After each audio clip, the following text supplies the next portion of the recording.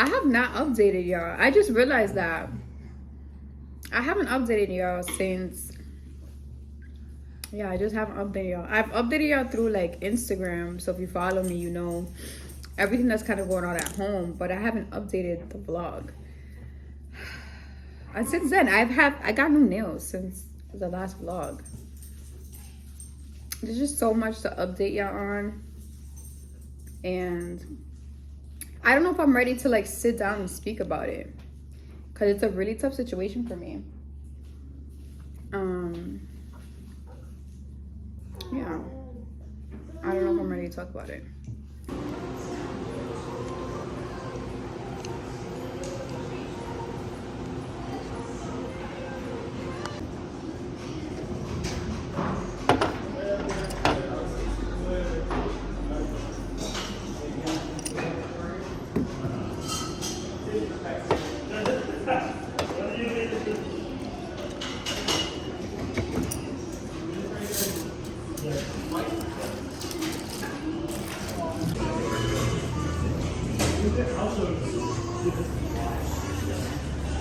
Alright, today we are in the urgent care for Mielo.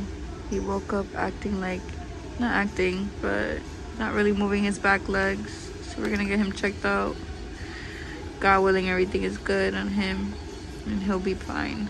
So, last Wednesday morning, I was on the phone with the girls, Maria and Bielka. And Maria's just telling me about a dream that she had. It just so happened that our dog Luna was in it. And as we're on the phone, Bling, calls to me and said, "Yo, look at Mielo." And we see Mielo like dragging his legs, limping, like not limping as if like his leg was asleep, but limping as if something was wrong. And I was just like, "Yo, like this is odd. Like, why is he walking like that?" And Bling said, "Nah, he'll be good. Like, look, he's still attempting to walk." And it was true. Like, even though he was kind of like dragging, but also limping, he was still trying to walk. So I thought more of it. Like, I was just like, nah, something's off. Like, something's wrong. But Bling really, like, I think was maybe trying to think more positive. So, oh my God, my eyeballs look crazy. So we decided to like call a couple vets to get him seen. So we were able to call up a vet that's actually near us here. And when we stepped in, you can kind of see that I shared the video prior when we went to that vet. They automatically told us because of the conditions that I had stated or that they had seen him in, they said we should go to like an emergency urgent care where there's a neurologist on site. So once she said neurologist, I was just like is this more severe than I think it is? And she said, I think there's something going on with his spinal cord that might be impairing him, and you guys should be able to, get further information on what's going on with him with someone who specialized in that. And I said, all right, cool. So we called a couple different veterinarians, and then we got the one that was closest to me. And Bling said, all right, cool, with my work schedule, since they're 24 hours, we're going to go ahead and I'll take him at night. I'll go to the emergency care and I'll take him at night and we'll get him seen. I said, all right, cool. I want to say an hour later, we come home. I take Mielo out of the stroller because we had brought him in that, and I noticed now Milo's no longer using his legs. He's literally like dragging his behind, and I just start freaking out. I call Bling, I FaceTime him, but I first called him first. I called him and I'm freaking out, crying, because I'm like, yo, like he's not using his legs. I don't know what to do. Something is wrong. And Bling FaceTimed me and he's telling me to relax, but imagine, like I didn't know what to feel at that moment. And once he saw Mielo, he was like, nah, I'm coming home. And he literally came home and we set up to pretty much like get ready to take Mielo to like the vet. But before that, like we were just going through many scenarios in our head of what this can be and what are we going to do next, because we didn't want to go there blindly, especially with my emotions. Me going there I don't know if I was gonna think straight. I don't know. I don't know anything, but I just knew that something was wrong with my dog, and there's a possibility that he's disabled. He's paralyzed. There's something wrong. So fast forward, we go. Well, I go to the urgent care. It's called Lacer, and they're like a highly recommended veterinary service in Los Angeles. And I'm just waiting. I'm waiting. And I just start to hear Milo cry. And I was just like crying in the waiting room. There's just like people there who were just staring at me. And I'm just like, I was just so much going on for me. And I was just like, I had so much anxiety. It was a crazy day for me. And they ended up telling me that Milo had suffered a stroke. They also said that his physical exam showed that he had IVDD, which is a disc disease, very common in small dogs. That over time, dogs who are very energetic and who love to jump, whether it's high or just use the strength of like jumping to the extremities where they damage their disc. So they damage the disc in their spinal cord. So what happens is over time, it pretty much the disc, the fluid or like the nerves that are in between it kind of get squished from the amount of like jumping that they do. And after a while, it just takes like one last jump to pretty much squish the disc, have the fluid and the nerves leak out, and then that's it. Like they're paralyzed or they start to lose sensation or movement in their legs. It's usually it happens often with the back legs, but they also do see it in the front. But for Milo, it was back, which is the most common pretty much way to get paralyzed for these dogs. And that's pretty much what was happening with Milo. And again, it's just crazy that from one day to another, that's literally what happened to my dog. Like, I couldn't believe I was witnessing a dog that's so energetic become immobile. And I was just like, wow, like, this is crazy. So they later on told us that an estimation for Milo with MRI, with medication, with the proper surgery, they're gonna need, you know, $16,300 for surgery and all of that. And I was just like, yo, we don't know what to do. Like, if we were to pay for that surgery, there was no 100% guarantee that he would gain mobility back. That's not on top of the fees that we would have to pay for rehab and therapy for him to work on his legs and, you know, the recovery. So the whole thing in my mind, I was thinking is, yo, it's just me, Bling, and the kids.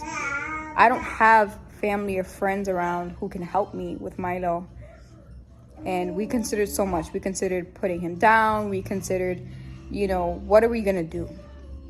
And the only reason why we considered putting him down was for the sake of his condition at that moment. Milo was literally like not himself. He couldn't move his body. You could just tell like he was just so out of it. I was just scared that I'm bringing home a dog, and because I'm feeling selfish of just wanting to keep the dog in my life, that he's suffering, whether it's physically or mentally. And we get home and, you know, Milo's on meds. So day one, he's so out of it, but he's also trying to be in the moment. And this dog literally was still trying to walk around, still trying to play with the Meteos. He literally was giving him the toy to like play fetch with him. And I'm just like, yo, this dog has so much more life to live. Literally so much more life to live. But we just battled back and forth. Like, what do we do? And how are we going to do it? And when?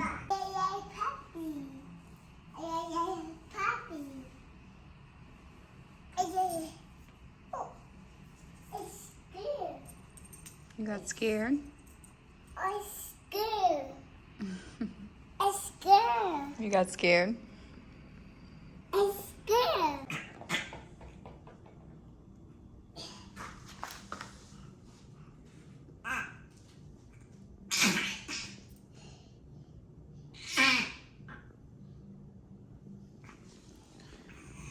Who's that? That's Milo.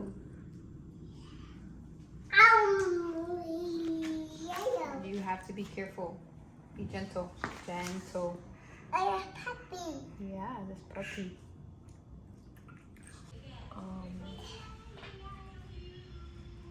It was a really tough decision for us to make. Like, shopped around, we hit up Facebook groups in regards to what to do with a dog who is impaired or disabled. And a lot of them just said, like, rescues would take a dog for free. You don't have to pay anything up front. And a lot of times these rescues, what they do is they create fundraisers to help the dogs have the procedures needed or anything needed for the dog. And then if the dog were to be recovered 100% or just in a sense where they're recovered, where they can be rehoused, they rehome them. So they put the dogs up for adoption, and then, you know, someone can adopt the dog. So for us, what was really tough for me was my day-to-day. I have a toddler who's very active. He's climbing stuff. He's, you know, swinging off of things. I have to constantly, you know, communicate to him about what he's doing. And then I have Valhalla, who's becoming a bit more mobile. She actually needs more attention now. So it's been tough all around, just having like them both. So having another dog, or in a sense, like, having another baby, like pretty much what Mielo was for me. He didn't want to keep a diaper on. He was constantly like ripping the diapers off. He's peeing everywhere. He's pooping everywhere, which I don't mind the cleanup, but it's just the extra, the inconvenience that it was happening for me. It was really tough. So he was dragging himself all over the place when he peed on himself. I had to bathe him because I'm not gonna let him sit in his urine. I would have to make sure that I would clean before I, you know, bathe him, because I have Emilios running around. I have Valhalla on the floor. She's rolling around, so she's kind of like getting off of her mat, and it was just a lot. It's a lot. And then I would spend 3 times a day, at least like 15 to 20 minutes, kind of like expressing his bowel movements, so getting him to poop and pee.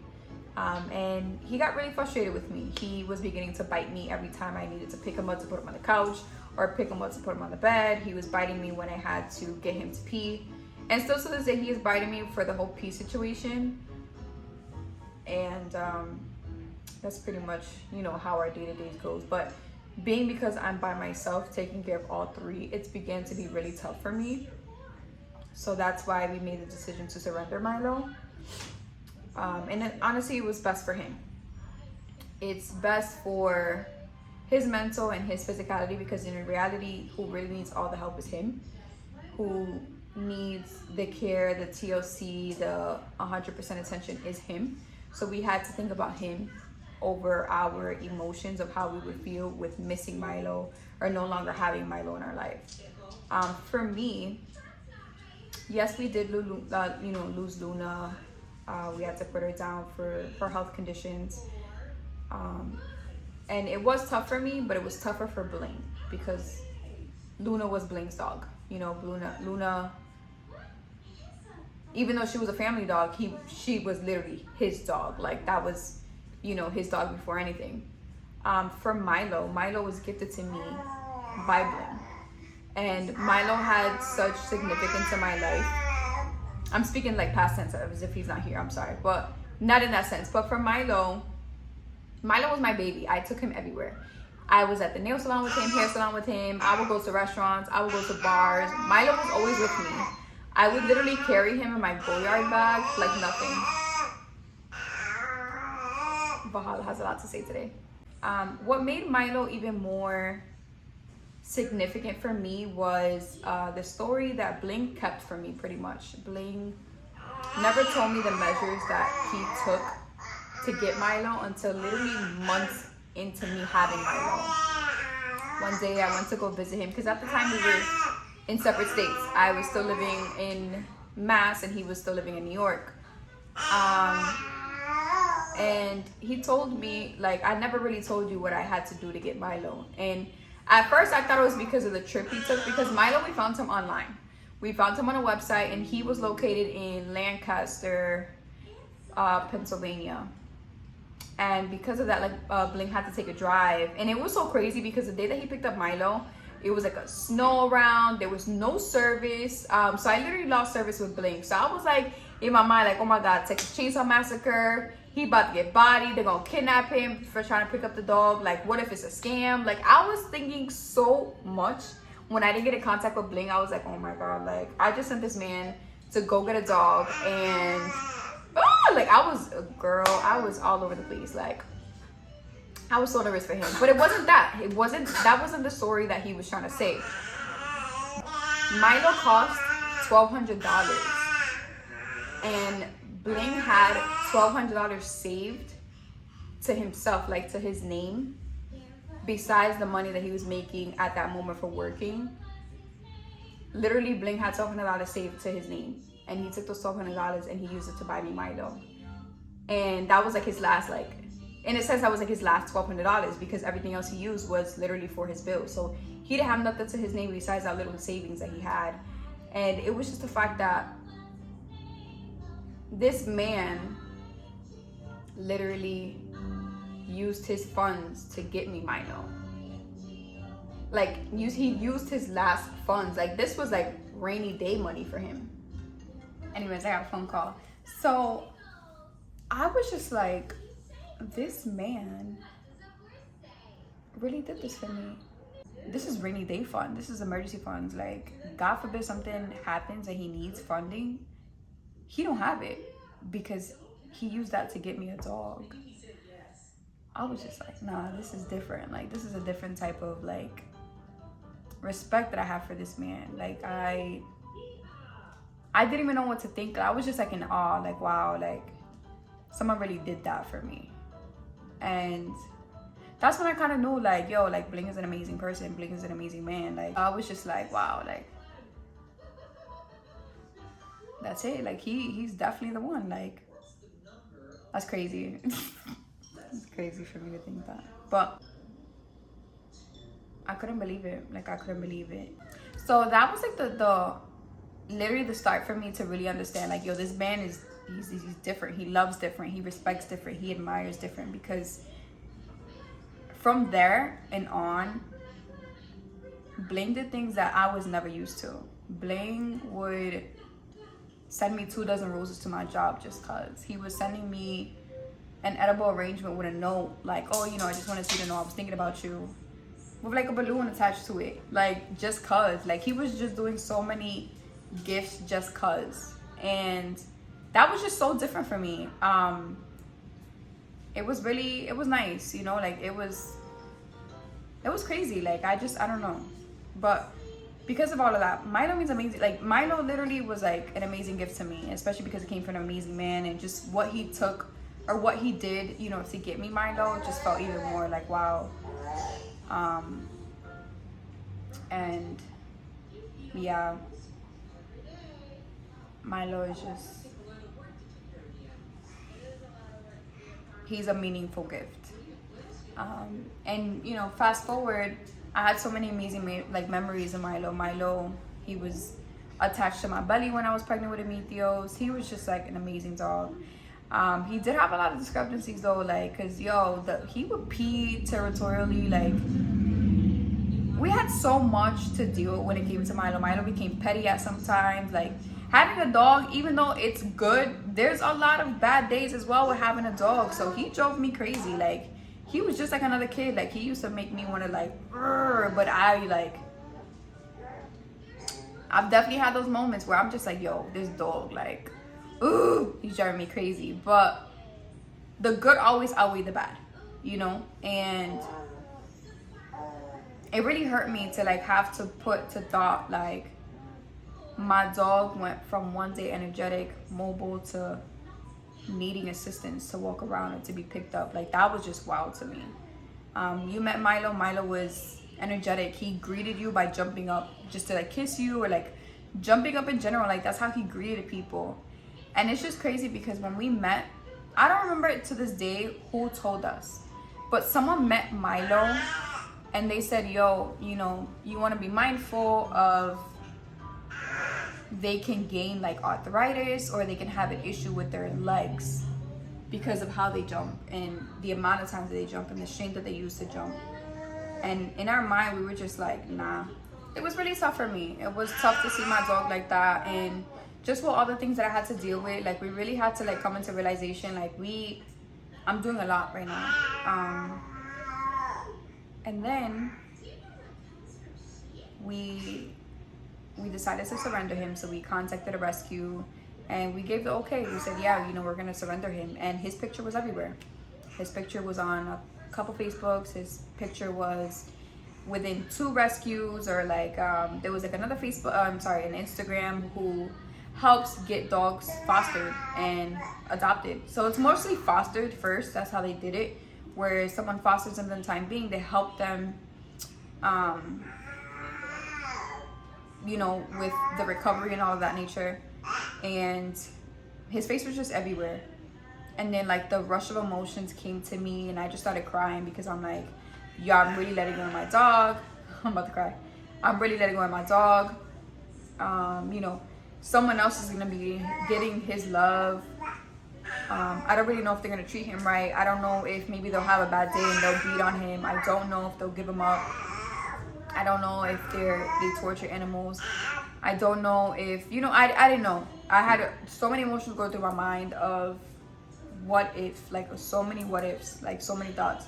And I just was like, I was kind of driving myself crazy all throughout yesterday, like literally driving myself crazy. I just kept crying all day. I was trying to distract myself with the kids, but then I also felt like, damn, I can't cry. I can't be down today because I got my kids who are looking at me. And Meteos is at this point where he's recognizing emotions, and he didn't really know to do, like, what to do when he saw me crying with Mielo. He just kept giving Mielo love. He would just hug up on him, hug up on me. And I don't know. It was a really tough day for me. And I just kept praying, you know, just praying that we made the right decision, praying that everything will go well. And I started noticing, like, towards like the afternoon, that Mielo was using one of his back legs. And I was just like, I'm bugging. I don't really know what I'm seeing.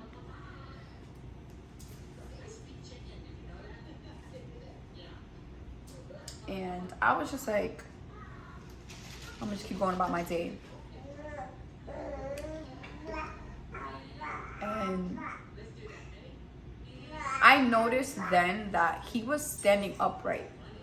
And I'll show you like a clip of how what I mean. And when I started to notice that, I was so confused. I was so thrown off, and I was just like, yo, what is really going on right now? Like, Mielo has not stood up like that in over a week. Since his whole injury has happened, he's just been dragging his legs. I'll show you another clip of how it's been with me, like how you see him in his condition. He's literally just been dragging his legs for over a week. He had no sensation in them. He couldn't lift them. He couldn't rely on them. And yesterday he was relying on one of his back legs, and I was just like, is this a sign? Like, are prayers working? Are people praying on my dog working? Like, is this really happening right now? And I texted Bling, I called him, and I was like, yo, like, look, like, this is what's going on. Like, this is, Milo's doing something. And then I saw that he attempted to use one of his back legs to scratch his favorite spot right under his neck. And I was just like, nah, I'm not giving my dog up. I'm gonna have to change my lifestyle for him, but he's not going nowhere. Like, I felt like such a relief. Like, maybe this is what I needed. Maybe I needed to openly share what we were gonna do next with my dog, to get more prayers for him, to get more prayers for us or something. I don't know, but I just felt like that was like a sign for me to like not give up on him. And I don't want to say that I was giving up on him, but it was just more like I just felt like I hate to say it, but I felt like I couldn't do it and I can't do it. So I was just like, someone else has to do it for me. Someone else has to do it for him. And just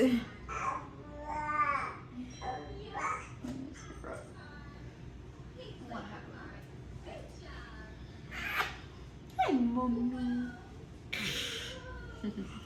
And just seeing how he was like really doing what I saw with my eyes, I was just like, let me record him and show Bling.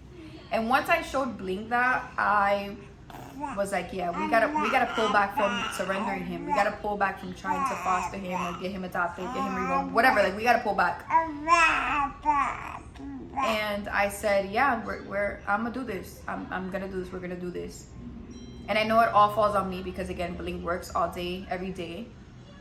But I'm gonna need to do it because for my mental, for the sake of my kids, because now Valhalla is extremely attached to Mielo. She sees him and she goes crazy. She's always smiling. He's laying next to her, he's attached to her, and every time she sees him, she just wants to like love on him. Emilio's, anytime we leave the house, we come back home, he's always like, puppy. Like, he gets so excited to see puppy, he gets so excited to see him. And I was just like, yo, like all of this was just in my mind, like racing. And Blink said, all right, I'll send a message to the lady. And before that, I was just like, yo, can you check the application that you submitted to her if there's any rules about pulling back the surrendering, if there's any way that they can legally just say no, like, we're keeping your dog. Because then that was another fear for me. You know, once you send all of this paperwork that you're going to either adopt the dog, relinquish your dog, surrender, whatever, there are so many fine lines as to you losing your dog completely. So I was just really, really scared that we were going to completely lose Mielo and we were no longer going to be able to have rights over him. And he sent the message, and today, this morning, I asked Blink, like, yo, did she write back? And Blink comes over to me and says, we have to seek legal aid. What do you mean we have to seek legal aid?